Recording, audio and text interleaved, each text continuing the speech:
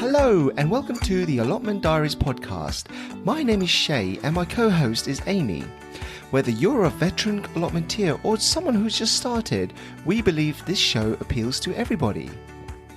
Hello, welcome to today's episode where you'll get to learn all about who we are. So Chay, when did you get your allotment? I got my allotment same time as you. I think we were pretty much 1 week apart. So I got my allotment in March 2021. Yeah, I remember actually, I think I had a really naff day at work and I was just going home and I had a notification on my phone, looked at it, and I had an email waiting on my inbox saying that I had got myself an allotment, 10 meter by 10 meter bit of garden space, probably about half a mile away from my house, which was incredible.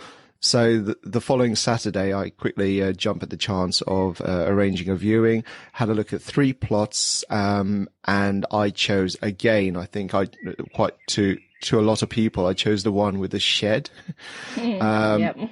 And behold, when the guy opened up the shed, there was loads of tools, which was an absolute bonus as well. So yeah, that was quite quick in terms of, I think by Sunday, I was actually walking around on my allotment plot, wondering what the hell have I just signed myself up to? Yeah, so obviously I said there is an element of doubt, but it sounds like your allotment was in pretty good condition when you took it on, especially if you've got a shed. I mean, a lot of it, that's obviously one of the main things is having a shed. So how did you feel? Did you get any regret over it? Initially I thought, great, this is blooming marvelous. And then after a while, as I actually got stuck in, I was like, how am I going to dedicate the time per week to be able to do this with my full-time job in London, and bringing up a family and all that. But then I think, there's this, common stigma saying that allotment does take a lot of hours per week. I think the answer is yes. Initially, when you do have an allotment, it will take that to get that allotment to the way you want it. But after a while, particularly after it's been established, I don't think you need that much time on the plot. I mean, at the worst, I go maybe half an hour a week. At the best, I can do 2 hours a week. And that's not a great deal of hours per week. It's not. No, it's not. So what made you get an allotment in the first place then?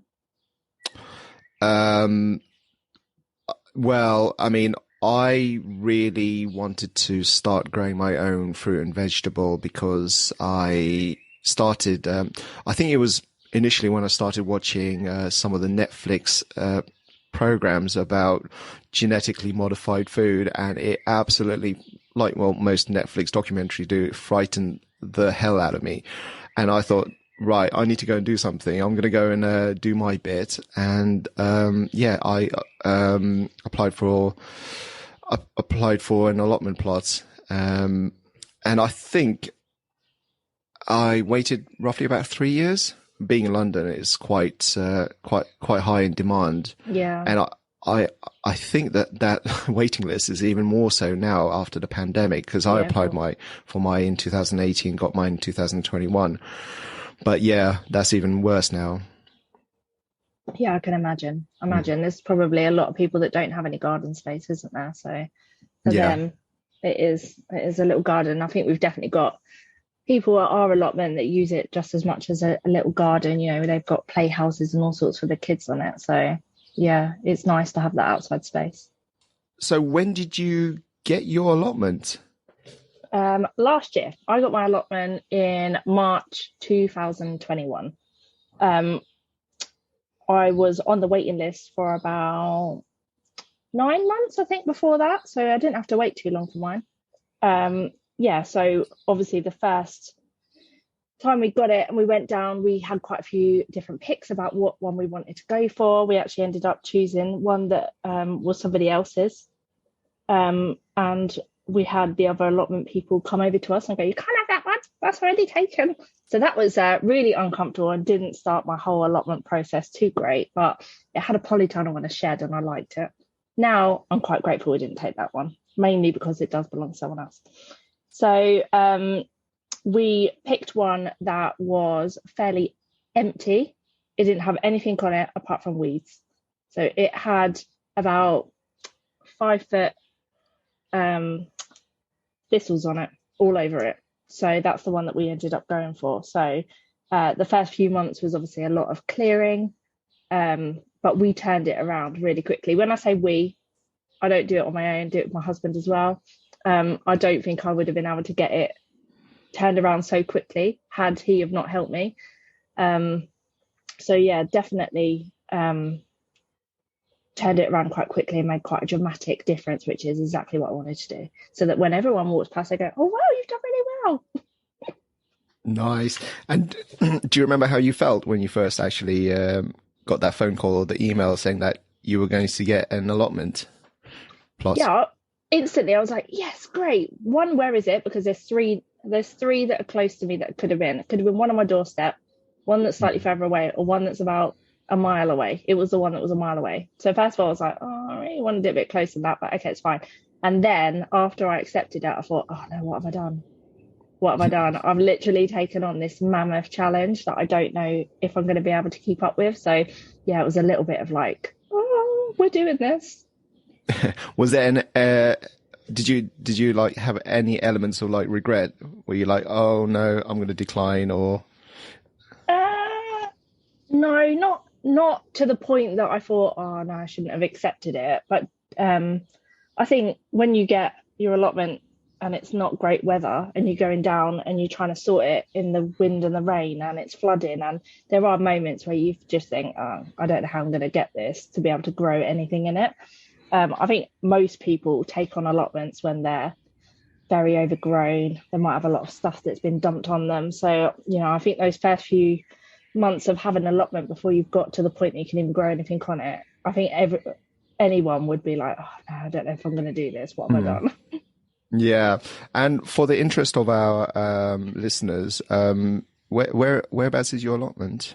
In Milton Keynes. And the last thing is, what made you want to get an allotment?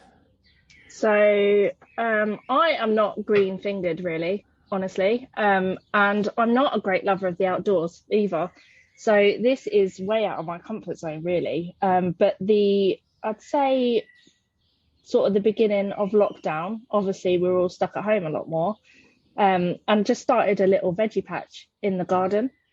It was probably about, I don't know, it wasn't very big, and I grew everything in that. I mean, like there was like cucumbers, courgettes, tomatoes, cabbages, everything in this extremely small space, which if you now you would never stick all of that together and just hope for the best, but that's what I did, and we ended up with stuff and enjoyed it. Kids enjoyed it. And also I had a friend that was like, she lived on a rented house on a farm, so she had a lot of land, so we both got into growing all the veggies. Obviously she had a lot more space than I did, and we were going to do it together, but then she fell pregnant and moved 4 hours away, so I guess I'm doing it on my own now. So yeah, it was a bit of oh, this will be great, let's do this and see what happens. So just applied. And will your friend be listening to our podcast? I'll make her. Well, that's at least guaranteed one listener. Yeah, that's our aim, wasn't it? Yeah, we'll just mention as many people as we know, and hopefully they'll listen. Yeah, amazing. After you took on the allotment, what did you do? What changes did you make?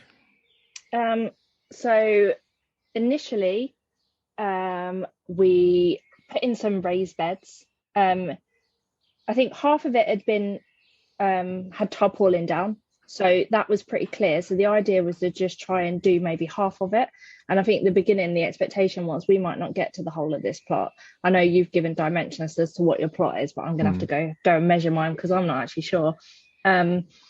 So we started on one side, but where the weather was quite bad last year, we had a lot of flooding. So I think that we sort of imagined that the plot was going to be this big open space, lots of, no raised beds. It would all just be growing space.